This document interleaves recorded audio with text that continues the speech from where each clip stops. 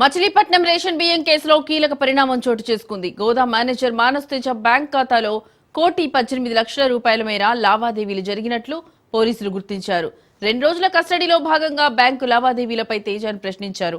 పోలీసులు విచారణలో పొంతనలేని సమాధానాలు చెప్పినట్టుగా తెలుస్తోంది. తమ కుటుంబ సభ్యుల నుంచి అప్పులు తీసుకున్నానని, హమాలీలకు ఇచ్చే నగదంటూ స్టేట్మెంట్ ఇచ్చినట్టుగా తెలుస్తోంది. రేషన్ బియ్యం అమ్మి 27 లక్షల వరకు సొమ్ము చేసుకున్నట్టుగా తెలుస్తోంది.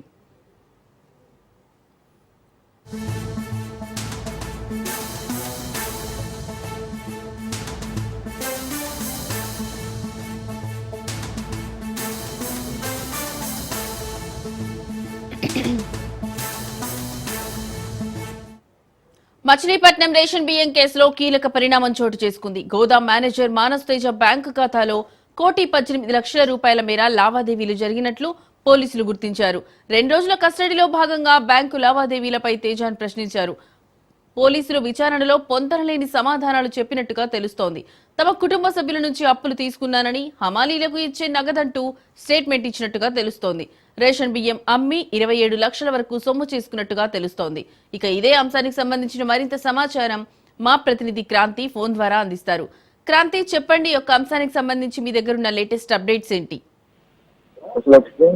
మాజీ మంత్రి కేంద్రాన్ని కుటుంబ సభ్యులు గోదాం నుంచి రేషన్ బియ్యం మాయానికి సంబంధించి పోలీసులు కొంత పురోగతి సాధించారని చెప్పొచ్చు. మచిలీపట్నంలో ఏదైతే రేషన్ బియ్యం సభ్యుల కేసులో కొంత కీలకమైన పరిణామం. ఈ కేసులో కీలకమైన నిందితులు ఏతుగా ఉన్న గోదాం మేనేజర్ మానస్ తేజ బ్యాంకు ఖాతాలో 1.18 కోట్ల మేర లావాదేవీలు జరిగినట్టు కూడా పోలీసులు గుర్తించారు. గతంలో కూడా 24 లక్షల నగదు గుర్తించడం జరిగింది. మొదటి విచారణలో అయితే ప్రస్తుతం 2 రోజుల కస్టడీలో కోరిన నేపథ్యంలో 2 రోజుల కస్టడీ విచారణలో అటు బ్యాంకు లావాదేవీలపై మానస్ తేజని పోలీసులు ప్రశ్నించగా తన కుటుంబ సభ్యుల నుంచి అప్పు తీసుకున్నారని, గోదాం వద్ద హమాలీలకు చెల్లించే డబ్బు అని కొంత పొంతలేని సమాధానాలు చెప్పినట్టు కూడా కొంతమేర సమాచారం ఉంటుంది. మరోపక్క ఈ కేసుకు సంబంధించి ఇప్పటికే A1, A3, A4, A5, A6 అందరికీ కూడా బెయిల్ రావడం జరిగింది.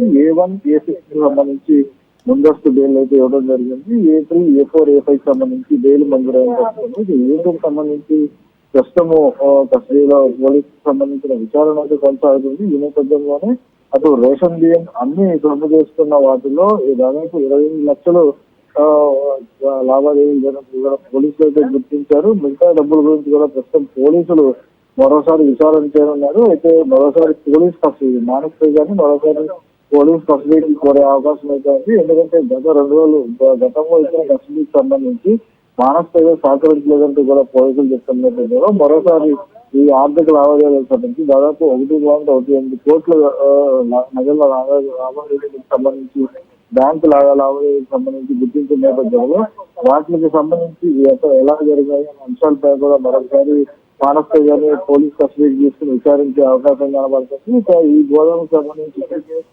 పూర్తి స్థాయి విచారణ అయితే కొనసాగుతుంది. దాంతో పాటు ఈ అంశానికంటే 27 లక్షలు గుర్తించిన పోలీసులు మిగతా నగదుకు సంబంధించి ఎక్కడ జరిగినాయి, ఇప్పటికే అంటే MLS పాయింట్ కి సంబంధించి ఏ రకంగా తరలించారు, అదేవిధంగా అక్కడి నుంచి ఎక్కడికి వెళ్ళే కూడా పూర్తి స్థాయి దర్యాప్తు అయితే చేశారు. దానిలో భాగంగానే ప్రస్తుతం ఇటు బ్యాంకు లావాదేవీలకు సంబంధించి విచారణ కొనసాగుతుంది. Right Kranthi, thank you.